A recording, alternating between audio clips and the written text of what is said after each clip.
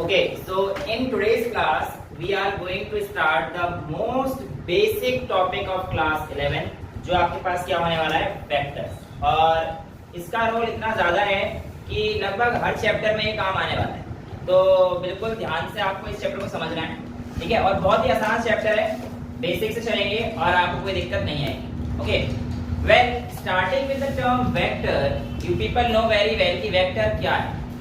तो आप लोगों के सामने बचपन से पढ़ते आ रहे हो ऐसी क्वांटिटी जिसमें मैग्नीट्यूड के साथ साथ डायरेक्शन भी होता है, उसको आप लोग क्या बोलते हैं, वेक्टर, राइट। बट वेक्टर को हम लोग आज सीखेंगे कि कैसे जस्टिफाई करा जाएगा, कैसे बताया जाएगा, किस चीज की पोजीशन कैसे बताई जाएगी, क्या वेक्टर होते हैं, कैसे होते हैं, सब कुछ डिटेल में पढ़ेंगे। सो डिफाइनिंग वेक्टर कैसे डिफाइन करते थे, ऐसी कोई भी क्वांटिटी जिसके पास मैग्नीट्यूड के साथ साथ डायरेक्शन भी होता है, यही तो हम लोग वेक्टर को डिफाइन करा करते थे। What is vector?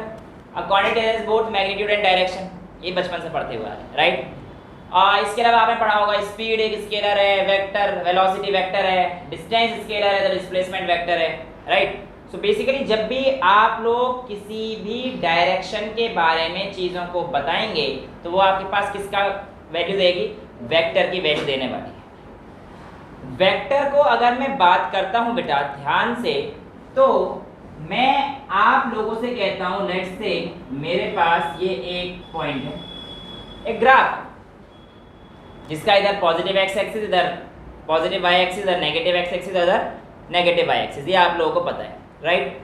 अब मैं आप लोगों से कहता हूं कि मेरी पोजीशन बताइए, अगर मैं किसी एक इस टाइम यहाँ पे खड़ा हूँ, राइट, तो मेरी एक कोई पोजीशन, मैं अगर अभी टेबल के ऊपर चढ़ जाता हूँ तो मैं खड़ा हो जाऊँगा वहाँ पर, तो वहाँ पे मेरी एक पोजीशन होगी जिसको आप कहोगे कि सर आप अगर टेबल पे खड़े हो तो इससे मान के चलो यहाँ पर हो गया आपकी। तो आपने मेरी पोजीशन बताई, राइट। अगर मैं यहाँ से यहाँ पर चला तो मतलब खड़ा होऊंगा तो रेफरेंस पॉइंट ये ले लेना भैया, बिल्कुल यहाँ पे खड़ा हो जाऊंगा इस टेबल के ऊपर, तो मेरा पॉइंट हो जाएगा ये ऑरिजिन। तो यहाँ से लेके वहाँ तक चल दूंगा मैं, तो मैं यहाँ तक चला गया सपोज कीजिए, तो ये वाला जो पॉइंट है इसको आप क्या बोलेंगे, पोजीशन वेक्टर। जो आपके ऑरिजिन से लेकर एक पॉइंट तक आपके बारे में से बता रहा है वो आपके पास क्या है, पोजीशन वेक्टर, जो आपकी पोजीशन को बता रहा है बेसिकली। लेकिन एक शरारती बच्चा उठा यहाँ से, है ना, जैसे जैसे मैं चल रहा था उसने टेबल भी चला दी, मान के चलो मैं तो चल रहा था, उसने टेबल भी चला दी। तो जब मैं चल रहा था तो ये मान के चलो टेबल ही है, तो टेबल भी इधर खिसका दी सपोज करो, तो बेसिकली मेरी पोजीशन अब की बार इधर हो जाएगी। तो यहाँ पर अगर मेरा ओरिजिन से आप पोजीशन पूछते हो तो वो तो कुछ ये आ जाएगी ना, राइट। तो बेसिकली अगर मैं इसे कहता हूँ ए और इसे कहता हूँ बी, मैं फाइनल कहाँ पे हूँ, सी पर। फाइनल तो मैं सी पर हूँ। अब यहाँ पर बेटा वेक्टर का इंट्रोडक्शन करना बहुत जरूरी है। वेक्टर का रिप्रेजेंटेशन कैसे करते हैं, पहले इस चीज को समझ लेते हैं। वेक्टर के रिप्रेजेंटेशन के लिए हम लोग उसके ऊपर एक एरो लगा लेते हैं, तो ये आपका एक वेक्टर से रिप्रेजेंट करता है। ऐसे ही बी वेक्टर के ऊपर आप अगर एरो लगा देंगे तो आपको क्या बन जाएगा, बी वेक्टर बन जाएगा। और सी वेक्टर, सी रिजल्टेंट है बेसिकली, जो आपके पास आएगा ए वेक्टर प्लस बी वेक्टर। इतनी चीजें क्लियर है। अब यहां पर आप लोगों से अगर मैं बोलता हूं, सिंपल सी बात आपको समझ में आ रही होगी कि अगर एक वेक्टर ऐसे दे रखा है, हाँ बेटा सी वेक्टर रिजल्टेंट है, वही वेक्टर ही आएगा। तो बेटा अगर हमारे पास ये एक बॉडी है जो ए डायरेक्शन में ऐसे, राइट, और मैंने कह दिया बी वेक्टर कुछ ऐसे है, तो अब आप मुझे ए प्लस बी करके दिखाइए। ए वेक्टर प्लस बी वेक्टर कैसे करोगे बेटा? तो इसके लिए हमारे पास एक मेथड जैसे लोग कहते हैं टेल हेड मेथड। क्या बोलते हैं? Tail head method. वो क्या होता है बेटा? अगर आप इस वेक्टर को देख पा रहे हो तो इसकी एक पूंछ है और इसका एक सर है। ये वाला पोजीशन है, हमारे पास टेल है और ये हमारे पास हेड है। तो जब जहां पे दूसरे का हेड है वहां पे जो वेक्टर आपको ऐड करना है उसका टेल आना चाहिए। तो अगर मैं इसको ऐड कर रहा हूं बेटा तो कुल मिला के ए वेक्टर और ये बी वेक्टर, तो इन दोनों का एडिशन, ये ए वेक्टर है और ये बी वेक्टर है, रिजल्टेंट जो इसका स्टार्टिंग पोजीशन था इससे आपको इसका हेड जोड़ना पड़ेगा। तो सी वेक्टर यहाँ पर भी क्या आएगा, ए वेक्टर प्लस बी वेक्टर वो ऐसे जोड़ा जाएगा। देखो यहाँ पर भी मैंने यही किया, अगर आप ध्यान से देख पा रहे हो, ये मेरी पोजीशन का हेड था और ये दूसरी पोजीशन का टेल से उसका हेड, और लास्ट में मैंने इसके टेल से हेड को जोड़ दिया, right. So this is how you will be adding the vector. Add करने के लिए हेड टेल मेथड। हालांकि ये मेथड और कॉम्प्लिकेटेड होते जाएंगे थोड़े बहुत, सिंपल सिंपल से आपको अभी दिख रहे हैं। पैरेलल करते हैं तो क्या हो जाएगा, आइए देख लेते हैं। ये वेक्टर ए है और ये वेक्टर बी है, राइट। तो अब यहाँ पर आप लोग बोल रहे हो कि पैरेलल वेक्टर ये साथ ही चलेंगे ना, बस ऐड थोड़ी होंगे, ठीक है। अब ये ए वेक्टर है और ये बी वेक्टर है, ये तो ऐड ही नहीं होंगे, तो पैरेलल वेक्टर है, ये पैरेलल वेक्टर बोले जाएंगे। There are many type of vector जो हम लोग अभी बोले पढ़ेंगे, राइट। अब हमारे पास अगर बात आती है तो पैरेलल कब होगा, मैं यहाँ चलूंगा, मेरे साथ साथ वो चल रहा है तो दोनों तो बिल्कुल सेम चीजें चल रहे हैं। टाइप्स ऑफ वेक्टर में हमारे पास कई सारे वेक्टर आते हैं, फिर उनको सब्ट्रैक्शन भी करना सीखते हैं। देखो वेक्टर में अगर मैं कहता हूं कि ए वेक्टर ये है और मैंने मान के चला कि ये इस तरफ जा रहा है और मैंने कहा मुझे इसमें से ए वेक्टर को ही माइनस करना है, अब बी है पता ही है ना, मैं तो कह रहा हूं ए में से आपको ए वेक्टर को माइनस करना है, यानी कि इक्वल वेक्टर माइनस करना है, बेसिकली जीरो आ जाएगा, राइट। बट यहां पर हम लोग गलत हो जाएंगे। ए वेक्टर माइनस ए वेक्टर, आप लोगों के हिसाब से आंसर जीरो है, पर मेरे हिसाब से ये आंसर गलत है। एक्चुअल में यहां पे सिर्फ जीरो नहीं आएगा, जीरो वेक्टर आएगा, यानी कि अब आप लोगों के पास एक नई टर्म आ रही है जीरो की टर्म्स में, किसकी, zero vector. Why we need to use zero vector, क्योंकि बेटा difference of two vector quantity ये हमारे पास वेक्टर में ही आएगी, ठीक है। तो यहां पर इसके लिए हमें अब जब वेक्टर क्वांटिटी का आंसर अगर आप सिंपल जीरो छोड़ दोगे तो स्केलर हो गया ना, आप आंसर को स्केलर में ये ऐसे करेंगे बेटा, जीरो वेक्टर, हाँ इसको हम लोग नल वेक्टर भी बोलते हैं, इसको हम लोग नल वेक्टर भी बोलते हैं। अब मैं आपसे कह रहा हूं कि आपके पास सपोज कीजिए ए वेक्टर ये है, ठीक है, और आपके पास बी वेक्टर ये है, right. Now I am saying कि आप इसमें ए वेक्टर माइनस बी वेक्टर को कैसे करेंगे, शो करके दिखाइए। ओके नाउ सी, आपने जितना दिमाग लगा लिया, अब सुनिए सुनिए ध्यान से बेटा। अगर मैं कहता हूं कि मेरे पास ये एक ए वेक्टर है, राइट, और मुझे सेम इक्वल अमाउंट में अगर वेक्टर दिया गया है, यानी कि ए वेक्टर दिया है, तो मेरे पास बेसिकली वो माइनस ए वेक्टर जो मैंने पिछली बार किया, जो मैंने माइनस ए वेक्टर किया, इसका मतलब पता है क्या है, कि इसकी और इसकी डायरेक्शन उल्टी है, बाकी किसी चीज में दिक्कत नहीं है, मैग्नीट्यूड तो दोनों का सेम है, वेक्टर आ गया इससे डायरेक्शन का रोल प्ले करेगा, यानी कि अगर ये वाला वेक्टर इस तरफ जा रहा होगा तो ये वेक्टर हमारे पास इस तरफ जा रहा होगा, और कोई खेल नहीं है। एक काम करता हूं, मैं इन दोनों वेक्टर में, ए वेक्टर बताया था मैंने, ये बी वेक्टर बताया था, इन दोनों वेक्टर में पहले नॉर्मल एडिशन का खेल खेलना सीख जाता हूं। ये तो मेरे को आ गया है कि नॉर्मल एडिशन के खेल के लिए मैं सर ए वेक्टर और जैसा कि आपने बताया था हेड टेल को ज्वाइन कर देंगे, तो ये हमारे पास क्या आ जाएगा, बी वेक्टर आ जाएगा, यानी कि इस पोर्शन से अगर मैं इसको जोड़ दूंगा मेरे पास ए वेक्टर प्लस बी वेक्टर आ जाएगा।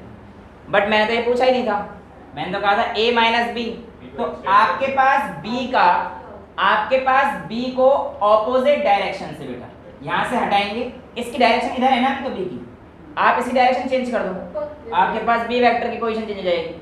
लेकिन ये चीज याद रखना कि b वेक्टर की डायरेक्शन इस बार आप यहां से चेंज करेंगे, ऐसे ऑपोजिट डायरेक्शन में, यहां से मत कर देना, वो गलत हो जाएगा, तो यहाँ से यहाँ पर आप लेके जाएंगे तो आपके पास ये क्या वेक्टर आ गया, बी वेक्टर आ गया, और रिजल्टेंट इस बार क्या आ जाएगा बेटा हमारे पास, वो कहानी वही है, ये सी वेक्टर। तो ये सी वेक्टर आपके पास आएगा, ये कैसे आएगा, ए वेक्टर माइनस बी वेक्टर, इस तरीके से आ सकता है। और यू कैन राइट हियर कि A vector is equals to C vector plus B vector, वो तो अब आप कैसे भी लिखो, राइट। कॉन्सेप्ट पता होना चाहिए, तुक्के मारने से नहीं चलेगा। बेसिकली यहाँ पे आपको जब बी वेक्टर माइनस करना है ना बेटा, तो आप इस वेक्टर के टेल टू टेल कभी गए में क्या बोला, टेल हेड मेथड तो आपको फॉलो ही करना है ना। तो ये इसका हेड है, दूसरा वेक्टर यहीं से इसके हेड से टेल बनाएगा, हेड टेल तो आपको फॉलो करना ही है हमेशा। रिजल्टेंट के टाइम से टेल से हेड मिला सकते हो, मतलब दो टेल आपस में कब कनेक्ट होंगे आपको रिजल्टेंट निकालना है, बट यहाँ के केस में आप लोग नहीं निकाल सकते बेटा इसी केस में। अगर तो सी वेक्टर है उसका जो हेड है वो ए वेक्टर से मिल सी वेक्टर तो रिजल्टेंट है, उससे वो किससे मिल सकता है, उससे कोई दिक्कत नहीं, ठीक है।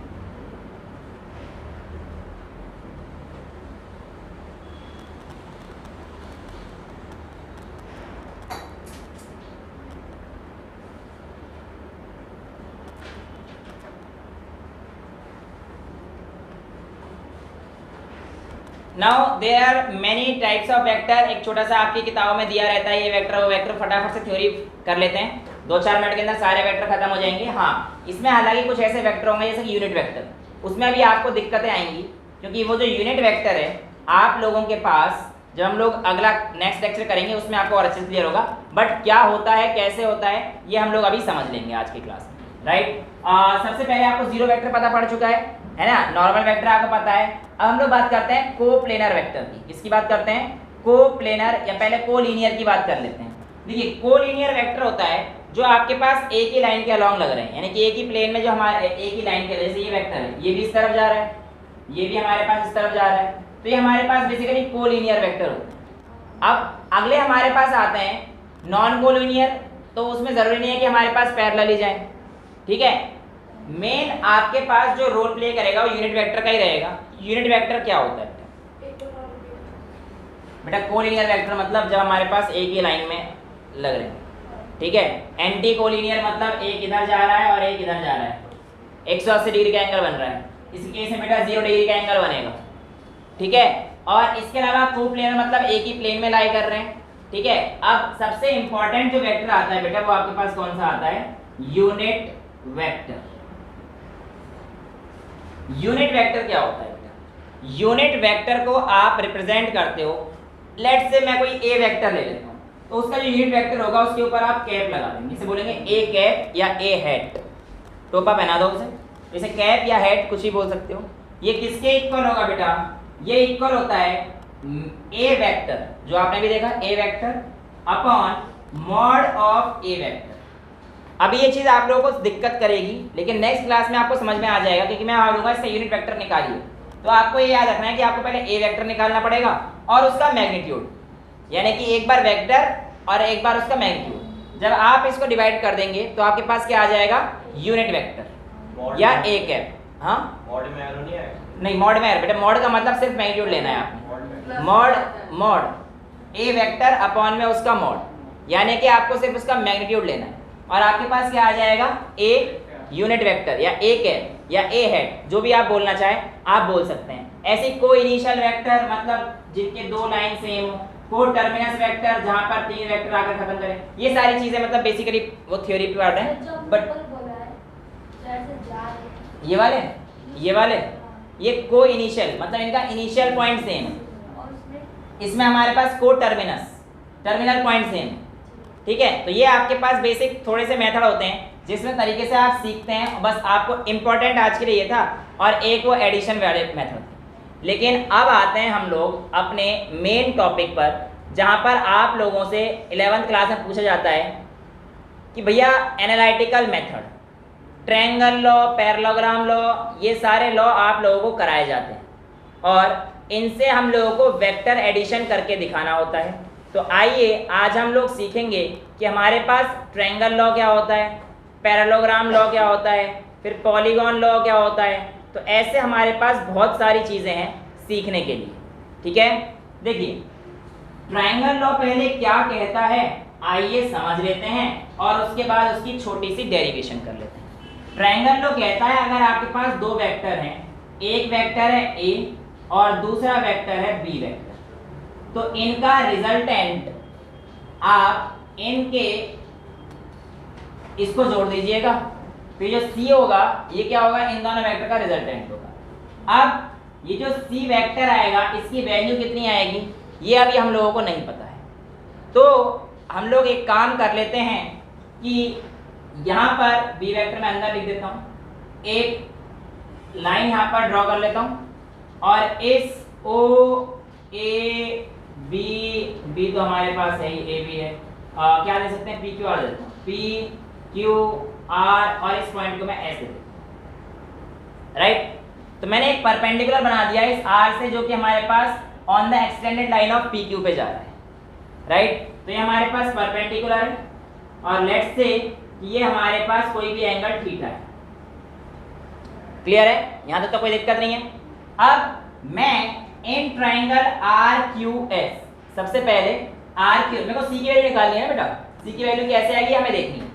तो in triangle R Q S, इस वाले ट्राइंगल में आप लोगों को साइन थीटा लगाना आता है, टेन थीटा लगाना आता है, कॉस थीटा लगाना आता है, तो लगा दो। सबसे पहले आप निकालिए साइन थीटा की वैल्यू कितनी हो जाएगी बेटा, sine theta is equals to P upon H, तो पी हमारे पास क्या है, आर एस अपॉन में आर क्यू, तो बेटा बेसिकली आपके पास आर एस की वैल्यू क्या आ जाएगी, R Q times sine theta आ जाएगी, और आर क्यू आपके पास किसके इक्वल होना चाहिए, बी वेक्टर के इक्वल है, तो आप लिख सकते हो R S is equals to b sine theta. यहां तक क्लियर है। इसी ट्रायंगल में आप एक बार cos थीटा लगाएंगे तो cos थीटा आपके पास क्या आ जाएगा, QS अपॉन में RQ, तो यहां से आपके पास QS की वैल्यू कितनी आ जाएगी, RQ किसके इक्वल है बेटा, B cos थीटा, चल जाएगा क्योंकि RQ B के इक्वल है। तो बेटा अभी लगा दें और अभी हटा भी दें क्योंकि मेरे को बस मैग्नीट्यूड में चाहिए, बात चल जाएगा, बिल्कुल लगाना पड़ेगा आपको। तो हमारे पास ये वैल्यू आ गई है कि भाई b sine theta b cos theta, ये तो क्लियर है, यहाँ तक तो कोई दिक्कत नहीं है। अब इनकी वैल्यू भी साइन और कॉस की जगह कुछ और भी ले सकते हैं, नहीं, अभी साइन और कॉस ही लेना पड़ेगा आपको क्योंकि आपके पास बेसिकली इसका इस्तेमाल करना है किसी भी ट्रायंगल में। बेटा आपको जो चीज़ निकालनी चाहिए, मेरे को अगर पी चाहिए होता है, परपेंडिकुलर चाहिए होता है, मेरे को आर एस चाहिए होता तो मैं टेन थीटा लगाता बेटा, कि मेरे को टेन थीटा चाहिए होता, बेस पी अपॉन बी लगाता, तो जो चीज़ आपको चाहिए उसके हिसाब से आपने निकाल लिया, ठीक है। तो अब हम लोग जो है वैल्यू देख सकते हैं कि बड़े वाले ट्रायंगल में, इन ट्रायंगल पी आर एस, यहाँ पे मान के चल लेता हूँ मैं कोई एंगल ले लेता हूँ बीटा, इसमें पाइथागोरस थ्योरम लगा दो, in triangle P R S लगाइए पाइथागोरस थ्योरम, क्या कहता है, पी एस का स्क्वायर प्लस आर एस का square is equal to P R का स्क्वायर, पाइथागोरस तो ये कहने वाला है, तो आपके पास क्या आ जाएगा, P S square plus R S square is equal to P R square, right. तो यहाँ पर आपके पास पी एस को आप लिखना पड़ेगा P Q plus Q S, right. तो P S is equal to P Q vector plus Q S, right, इसका whole square plus R S का मतलब कितना आ गया बेटा आपके पास, सिंपल आर एस ही रखिए अभी, तो पी आर का मतलब सी का स्क्वायर। अब पी क्यू और क्यू एस को आप लोग देख लीजिए, तो पी क्यू मतलब ए वेक्टर प्लस क्यू एस की वैल्यू आपने पक्का निकाली होगी, बी कॉस थीटा, तो मैं लिख सकता हूँ ए प्लस बी कॉस थीटा का होल स्क्वायर लगेंगे बेटा, अभी सारा लिख दूंगा एंड में, प्लस प्लस आपके पास आर एस की वैल्यू आपने पक्का निकाली होगी, आर क्यू साइन थीटा, इसका whole square is equals to R Q की वैल्यू, तो आर क्यू है, आर क्यू की जगह हमने क्या लिखा था, आर एस की जगह हाँ बी लिख देते हैं, बिल्कुल बिल्कुल बी लिख दीजिए, तो बी साइन थीटा का whole square is equals to C का स्क्वायर, राइट। इसको खोलना आता होगा, A square plus B square cos square theta plus B square sine square theta, अब यहाँ देखो A square plus B square plus 2ab रहता है, plus 2ab cos theta is equals to C square, right. अब यहाँ पर देखो इसमें से बी स्क्वायर कॉमन ले लेते हैं, तो A square plus B square bracket में आ जाएगा cos square theta plus sine square theta plus 2ab cos theta is equals to C square. और अब हमारे पास जो सी स्क्वायर आएगा वो कितना आ जाएगा बेटा, इसकी वैल्यू 1 होती है, 10th क्लास में पढ़ के आता है cos square theta plus sine square theta is equals to 1, तो इसकी वैल्यू 1 आ जाएगी। तो C square is equals to A square plus B square plus 2ab cos theta और c is equals to under root में A square plus B square plus 2ab cos theta आ जाएगा। यहाँ पर आपके पास बेटा मैग्नीट्यूड की बात कही जा रही है, तो आप लोगों के सामने जब वेक्टर यहाँ पर है तो ठीक है, पर जब मैग्नीट्यूड में लगाएंगे तो आपके पास नॉर्मल वैल्यू आएंगे, ठीक है। अब ये वैल्यू जो आपके पास आई c की रिजल्टेंट की आई, तो रिजल्टेंट हमारे पास कैसे आया, A square plus B square plus 2ab cos theta, ये आपको निकालना पड़ेगा। यानी कि अगर मैं आपसे कहता हूँ आपके पास ए वेक्टर दे रखा है 3 और बी वेक्टर दे रखा है 4, ठीक है, और अगर इनके बीच में एंगल कितना दे रखा है आपको 60 डिग्री, तो आप कैसे लगाएंगे, ऐसे यूज करेंगे। रिजल्टेंट क्या होगा, तो अगर ये ऐसे दे रखा है तो इसका मतलब आपको ये यूज करना होगा, आप सिंपली इनको ऐड नहीं कर सकते। जैसा आप लोग सोच रहे हो 3 + 4 7 कर देंगे, ऐसा पॉसिबल नहीं है। वो सिर्फ और सिर्फ हमारे पास स्केलर क्वांटिटी में हुआ करता था, जो 3 + 4 करते थे हम लोग। जो अभी किया हेड टू टेल मेथड वो भी वही है, पर रिजल्टेंट कैसे निकालोगे उसका, वो तो यही तरीका है ना बेटा। हम लोगों ने वहां पे भी तो यही किया था कि ए वेक्टर अगर ये है और बी वेक्टर ये है तो इन दोनों का रिजल्टेंट सी वेक्टर ये आएगा, पर ये कितना आएगा उसकी वैल्यू तो यहाँ से निकालोगे ना। हाँ, तो ये तो अब भी आ रहा है, यहाँ पर भी आएगा, वो तो हर जगह आ रहा है, लेकिन उसकी वैल्यू कितनी होगी वो ऐसे निकालेंगे, डायरेक्ट आप नहीं लिख सकते क्योंकि वो वेक्टर एडिशन है, ठीक है। ये आपके पास एनालिटिकल मेथड होता है और वेक्टर एडिशन जिसमें आपका ट्रायंगल लॉ होता है। क्लियर है इतना। अब अगर मैं आप लोगों से बोलता हूं कि आपके पास ए वेक्टर है 3, आपके पास बी वेक्टर है 4, ठीक है, तो आप मुझे बताइए इनमें से कौन सा ऐसा वैल्यू है जो पॉसिबल नहीं है। 1 2 7 8, इनमें से ऐसी कौन सी वैल्यू है जो इन वेक्टर की पॉसिबल नहीं है। 7 इज द रॉन्ग आंसर। 3 भी गलत है, 1 भी गलत है। अब 8 आएगा, तो सारे आंसर बोल दो, 4 और 10 बच्चे। बेटा इस क्वेश्चन में जो आपके पास आंसर आएगा वो आपको देखना है कि इसकी मिनिमम वैल्यू क्या हो सकती है और इसकी मैक्सिमम वैल्यू क्या हो सकती है। ये वेक्टर है, आपके पास जो मिनिमम वैल्यू है वो आ सकती है आपकी 4 - 3 यानी कि 1, और मैक्सिमम वैल्यू आ सकती है 7। तो 1 और 7 के बीच की सारी वैल्यूज आ सकती हैं, लेकिन 7 से ज़्यादा वैल्यूज इसकी नहीं आ सकती। तो यहाँ पर आप देखिए 8 वैल्यू है, ये इससे ज़्यादा है, और ऐसे क्वेश्चन पूछे जाते हैं। एक आध छोटे मोटे कॉम्पिटिशन में अगर पूछना हो तो भैया इनमें से कौन सा आंसर नहीं आ सकता है, तो ये आपके पास इस तरीके से पूछा जाता है, ठीक है। तो आपको वहाँ पे उसकी मिनिमम वैल्यू और मैक्सिमम वैल्यू चेक कर लेना, उससे ऊपर जो जा रहा हो या उससे नीचे जो जा रहा हो वो वैल्यू नहीं है आपके पास। जैसे मान के चलो आपसे कह दिया 11 और 3 दे दिया, ठीक है, तो मिनिमम वैल्यू इसकी कितनी आ सकती है 8 से 14 के बीच में, तो उससे नीचे जो आ रहा है वो वैल्यू नहीं आ सकती। 8 और 14 वाली सारी वैल्यूज ठीक है, ठीक है। तो ये आप लोगों के पास छोटे मोटे कॉन्सेप्ट पूछे जाते हैं।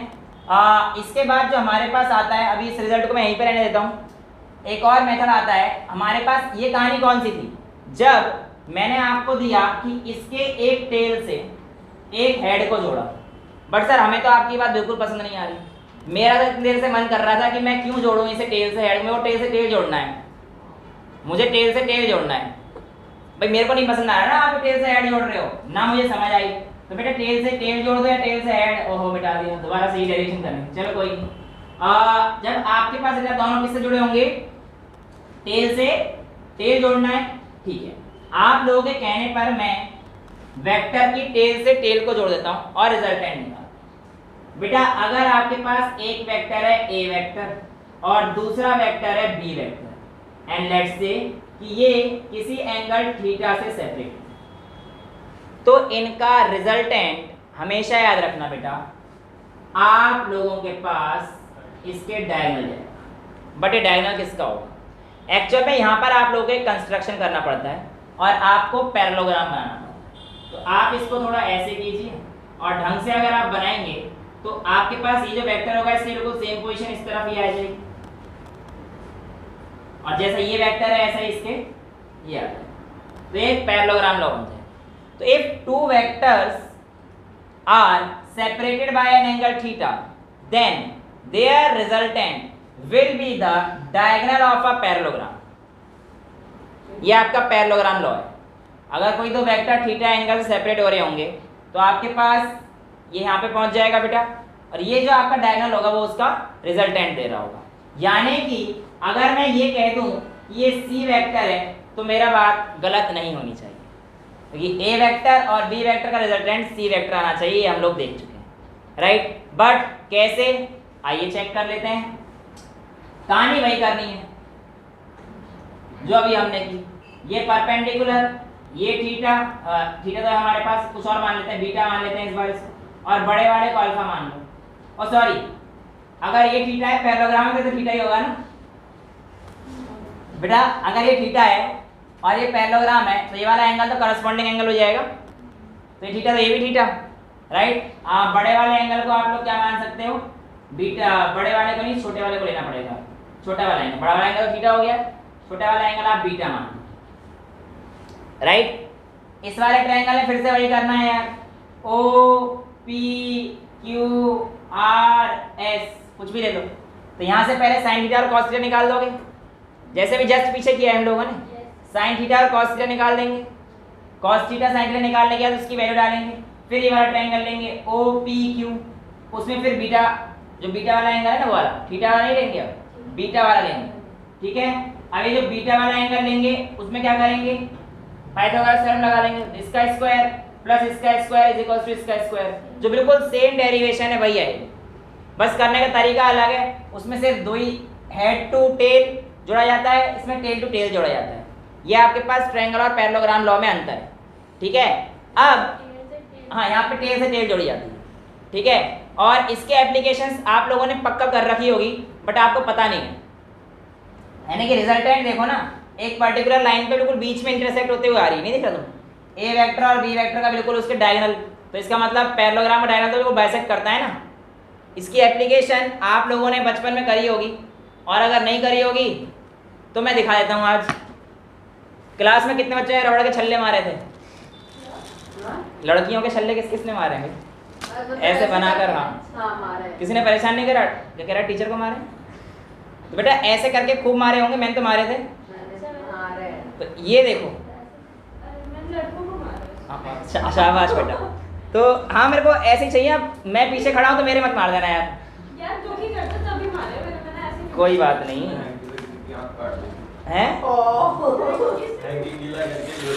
हाँ शाबाश बेटा, यही काम करा करो, बहुत आगे जाओगे। अब देखो बेटा, ये मेरे पास एक स्लिंग की तरह काम करने वाला गुलेल जो होती है, मैं आपको दिखाने वाला हूँ कि ये किस तरीके से वेक्टर का रूल फॉलो करेगा। कुछ भी नहीं है, ये छल्ले निशान मेरे बड़े अच्छे थे क्योंकि मैंने बहुतों को मारा है, ठीक है। टीचर वगैरह भी मेरे लपेटे में आए हैं, पर इंटेंशनली टीचर पे नहीं होता था, वो बच्चों पे होता था, पर बच्चे गर्दन यूँ करते थे तो फिर थोड़ा सा निशाना चूक जाता था। पर तुम्हारे निशाने नहीं चूकने चाहिए, जिसके मार रहे हो उसके मारना, मेरे साथ कोई हरकतें मत करना प्लीज, बड़ी तेज लगता है। खैर मैं तुम्हारे नहीं मारूंगा। देन यहाँ पर अगर आप ध्यान से देखते हैं तो ये देखिए, ये जो आपके सामने दो चीज खींची है, ए वेक्टर, ये वाला बी वेक्टर, तो रिजल्टेंट कहाँ जाएगा, सीधा तुम्हारे तरफ। मार के दिखाओ। तो बेटा इसका जो रिजल्टेंट जाएगा किसी ना किसी के तो लग जाएगा, इतने बच्चे बैठे हो, मैं ऊपर ही करके दिखा देता हूँ। ये ए वेक्टर, ये बी वेक्टर, ये इसका रिजल्टेंट जाएगा ये सीधा ऊपर गया, नहीं वो तो ऊपर से टकरा के फिर तो एंगल चेंज हो गए। बट इसको आपको समझ में आया, रिजल्टेंट कहाँ पे आएगा, बिल्कुल डायगोनल। अगर ये एक देखो यहाँ पे एक पॉइंट हो गया, ये वाला, ये रहा, ये ए वेक्टर गया, ये बी वेक्टर गया, इसका रिजल्टेंट पी पे गया, ठीक है। तो this is how you have used this from very beginning. I don't know कौन सी क्लास से मारे, खैर मैं बड़ा शरीफ बच्चा था, मैं ऐसे काम नहीं करता था, और ना मैं तुमसे कहूँगा कि क्लास में ऐसे ऐसे करना, मतलब मेरी क्लास में मत करना, वीडियो में आ चुका मेरी क्लास में मत करना। एविडेंस है हमारे पास। नहीं बेटा, तुम मेरी क्लास, मेरे टाइम पे तुम मेरी क्लास में थे ही नहीं, और हम पढ़ जाते थे, फिर बच्चों को पता ही रहता था कि क्लास में मैं ही हूँ सबसे नालायक। कोई दिक्कत नहीं है। ये चीज आप लोगों को समझ में आ गई है। फटाफट मैं रिजल्ट पे आ जाऊं। रिजल्ट क्या आया था बेटा मेरे पास रिजल्टेंट का? आर वेक्टर अब ले लेते हैं, is equals to under root a square plus B square plus 2ab cos theta. यही आया था क्या बेटा? नहीं, ऐसे बाहर नहीं निकालो, ये 2ab cos थीटा भी है। थम जाओ, अभी करेंगे। अब यहाँ पे आपके पास केस आ जाता है। क्या आता है? केस आता है, यानी कि आपको थीटा की वैल्यू चेंज करनी है। थीटा की वैल्यू चेंज करने का मतलब है कि आपके पास इस थीटा को कब मैक्सिमम आएगा, कब वैल्यू मिनिमम आएगी, ये आपको पता होनी चाहिए। आइए करके देखते हैं। जब थीटा की वैल्यू 0 डिग्री हो जाएगी, जब थीटा की वैल्यू 0 डिग्री हो जाएगी, यानी कि आपके पास cos 0 कितना होता है? 1। तो आपके पास रिजल्टेंट कितना आ जाएगा? Under root a square plus B square plus 2ab, a plus b का होल स्क्वायर आ जाएगा ये। तो आपके पास रिजल्टेंट कितना आ जाएगा? a प्लस बी का होल स्क्वायर। इसको आप निकाल सकते हैं। तो आपके पास रिजल्टेंट कितना आ जाएगा? a प्लस बी, यहां से आता है। पर उसके लिए कंडीशन, अगर थीटा पे है तो आपका आंसर गलत हो जाएगा। ये तो यहाँ पे cos 0 होना चाहिए, तब आपके पास रिजल्टेंट आपके पास a vector plus b vector है, मतलब a प्लस b, क्योंकि वेक्टर तो आप यहाँ पे यूज कर चुके हो। ठीक है, तो a प्लस बी, हाँ, जब आपके पास 0 डिग्री होगा तो रिजल्टेंट आपके पास क्या आ जाएगा? a plus B.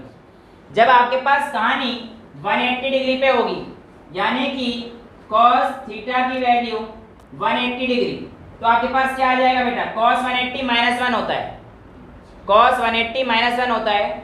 और आपके, ये मैं करा चुका हूँ आप लोगों को बेसिक्स वाली क्लास में। तो यहाँ पर आप लोगों के पास a square plus B square minus 2ab आ जाएगा, and this will be your a minus b का होल स्क्वायर। तो you can write the resultant as a minus b simply. चलेगा? कोई डाउट? अब तीसरा केस जो आपसे पूछा जाता है वो आता है जब थीटा की वैल्यू 90 डिग्री होगी। कितनी होगी? 90 डिग्री। 90 डिग्री में cos 90 कितना होता है? 0। तो ये वाली टर्म तो 0 हो जाएगी। तो आपके पास जो रिजल्टेंट आएगा वो कितना आ जाएगा? Under root a square plus B square. तो ये आप लोगों के पास रिजल्टेंट आता है। यानी कि अगर मैं आपसे कहता हूँ एक्स और वाई एक्सिस पे अगर इसकी वैल्यू 3 है, इसकी वैल्यू 4 है, तो आपका रिजल्टेंट कितना आएगा? सिंपली ए स्क्वायर प्लस बी स्क्वायर, क्योंकि एक्स और वाई आपस में 90 डिग्री पे होते हैं। एक्स प्लेन, वाई प्लेन और जेड प्लेन आपस में 90 डिग्री पर होते हैं। ठीक है बेटा, पंछियों का उड़ना ये भी एक वेक्टर मेथड को फॉलो करता है। कैसे? देखिए, ये मेरी चिड़िया है। अब चिड़िया मेरे से बनेगी नहीं, मैंने बहुत अच्छी से रस में समझा दूंगा। देखो ये चिड़िया है, साफ साफ दिख रहा है उड़ती हुई। इससे अच्छी क्या बनेगी भाई? वेक्टर एडिशन देखो कितना बढ़िया काम करता है। अब चिड़िया करती क्या है? जब नीचे पंख मार रही है तो नीचे बेसिकली हवा दे रही है। तो बेसिकली इसके जो हवा जा रही है इस तरफ से ऐसे जा रही है, और इसकी जो हवा जा रही है वो कुछ इस तरीके से जा रही है ना। जब उसने नीचे फोर्स लगाया है, फोर्स ही तो है बेसिकली, जब उसने फोर्स लगाया तो action is equal to reaction, Newton का थर्ड लॉ। जो उसने एक्शन लगाया होगा इसके अलॉन्ग में इधर भी आपके पास एक रिएक्शन गया होगा, तो इसका ये इधर जाएगा, ये इधर जाएगा, बट नेट वैल्यू क्या हो जाएगी? इसका रिजल्टेंट यहाँ पर। और इसी रिजल्टेंट की वजह से चिड़िया ऊपर होती है, उड़ती नहीं, हाइट इस वजह से आती है। जब वो नीचे फोर्स लगा रही है, जब वो नीचे फोर्स लगा रही है तो इसका एक्शन गया, इसका एक्शन गया, और उसका रिएक्शन ये रहा, उसका रिएक्शन ये रहा, और इसका नेट जो है आपके पास ये वैल्यू आती है। इस वजह से आपकी चिड़िया उड़ जाती है ऊपर की तरफ। तो ये भी आपके पास एक वेक्टर एडिशन का ही एप्लीकेशन बताया जाता है। तो ये आप लोगों के पास एक छोटे मोटे से ट्रिक्स वगैरह आपको पता रहनी चाहिए, और ये कैसे सॉल्व करना है ये भी आपको पता रहना चाहिए। बट आपको यहाँ पर छोड़ेंगे नहीं, हम नहीं छोड़ेंगे। हम भी क्या, आपको ना तो कोई टीचर छोड़ेगा, क्योंकि डायरेक्शन जरूर पूछता है टीचर। कहता है भैया इसकी डायरेक्शन होती है, क्योंकि वेक्टर है ना भैया, सिर्फ मैग्नीट्यूड निकाल के काम चल जाएगा क्या? नहीं, तुमने रिजल्टेंट का मैग्नीट्यूड निकाला, डायरेक्शन क्या है? तो डायरेक्शन निकालने के लिए बेटा आप लोग हमेशा tan का कंपोनेंट निकालना। डायरेक्शन किससे निकलेगा? हमेशा tan का कंपोनेंट। दिमाग में फिट कर लो, जब भी डायरेक्शन पूछे tan थीटा निकालना है, tan अल्फा, tan बीटा जो भी निकालना है। अब इस ट्रायंगल में tan बीटा निकलेगा, इस ट्रायंगल में tan बीटा निकलेगा, तो निकाल दीजिए। tan beta is equals to tan beta perpendicular upon base, यानी कि PQ अपॉन OQ। PQ की वैल्यू क्या आई थी भाई, बताओ? अरे इस ट्रायंगल लगाओ, sin थीटा। सर QQ कहाँ है? अरे समझ जाओ ना यार, बस टीचर की एक गलती हो जाए उसे पकड़ लो। sin theta is equals to PQ upon RP, ये आई थी बेटा। तो P हमारे पास ये B वेक्टर था, ठीक है। अब ये PQ हमारे पास कितना आया था, B sin थीटा। सर दो बार बी वेक्टर कैसे पैरेललोग्राम लो, तो हमारे पास PQ की वैल्यू कितनी आ जाएगी, B sin theta upon OQ की वैल्यू देखो यहाँ पर OR प्लस RQ। बेटा RQ की वैल्यू कैसे आएगी निकाल के देखना, B cos थीटा आई, ठीक है। तो B sin थीटा अपॉन में A plus B cos theta, ये आपके पास tan बीटा की वैल्यू आ जाएगी, ठीक है। और आपसे पूछेगा बिल्कुल परफेक्ट एंगल कितना है, बीटा लिखना होता है ऐसे केस में। तो बेटा beta is equals to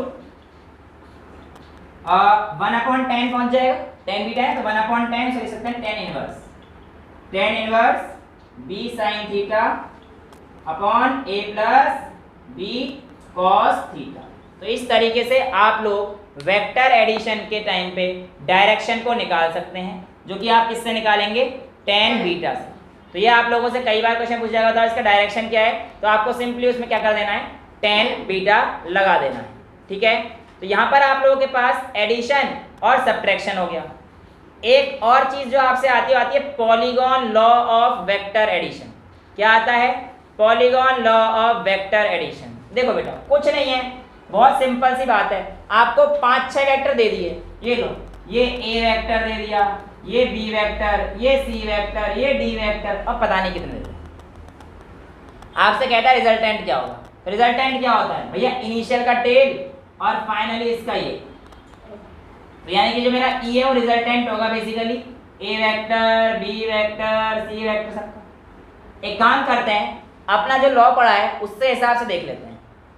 A vector और B वेक्टर का रिजल्टेंट लेट से ये आएगा, तो ये हो गया R वेक्टर, ये R वेक्टर हो जाएगा। R वेक्टर के आते बेसिकली इसको गायब कर सकता हूँ मैं, A और B तो खत्म, आपने सीख लिया A और B कैसे निकालना है। तो ये हमारे पास R वेक्टर आ जाएगा, भैया R वेक्टर को हटा देता हूँ। अब R वेक्टर आपके पास किसके इक्वल आया था, याद रखना, A vector plus B vector, right. अब यहाँ पर देखिए इस पॉइंट से यहाँ पर जो होता है तो R vector plus C vector हमारे पास इसके इक्वल हो जाएगा R डैश के। तो आपके पास R dash vector is equals to R vector plus C vector हो जाएगा, तो ये वाली लाइन खत्म। और लास्ट जो E वेक्टर है ये R डैश प्लस D के इक्वल हो जाएगा, तो E vector is equals to R dash plus D vector. तो इस जरा R डैश की वैल्यू क्या आई थी हमारे पास, R प्लस C, और R की वैल्यू क्या आई थी, A प्लस B। तो आपके पास E वेक्टर किसका आ जाएगा, A vector plus B vector plus C vector plus D vector. ये आपका पॉलीगॉन लॉ है, polygon law of addition of vector. D plus C नहीं कर सकते, कर दे, एडिशन में कुछ भी कर दे, C D सब चलेगा, लेकिन सब्ट्रैक्शन नहीं चलेगा। जब आपके पास फिगर थी E D और C वेक्टर था, कौन सी वाली बेटा कह रहे हो आप मेरे से, मेरे पास कुछ ऐसी फिगर थी, ऐसे ऐसे ऐसे ऐसे, तो ये A वेक्टर था, ये B वेक्टर था, ये C वेक्टर था, बन गया था, A और B पे R बन गया। हाँ, तो D और C जोड़ सकते थे।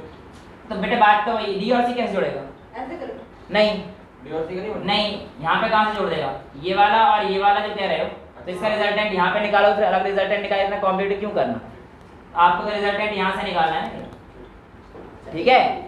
तो यहाँ से ऐसा नहीं, ये वाला, ठीक है। तो ये चीज आप लोगों के पास आती है किसमें, polygon law of vector addition. यहाँ तक क्लियर है, कोई doubt. Polygon law of vector addition के बाद आपसे पूछा जाता है कि बताइए vector addition is commutative. Commutative का मतलब क्या है कि A प्लस बी बराबर है B प्लस ए के, यानी कि ऐसे जोड़ लो या ऐसे जोड़ लो, बात एक ही है। आइए देखते हैं कैसे होता है, बहुत ही सिंपल है, कुछ भी नहीं करना, इसी में देख लो यार। इस ट्रायंगल में पहले A वेक्टर और ये B वेक्टर है, ठीक है। In triangle OPR, in triangle OPR आपके पास OP की वैल्यू आ जाएगी A vector plus B vector, चलेगा, कोई दिक्कत तो नहीं है।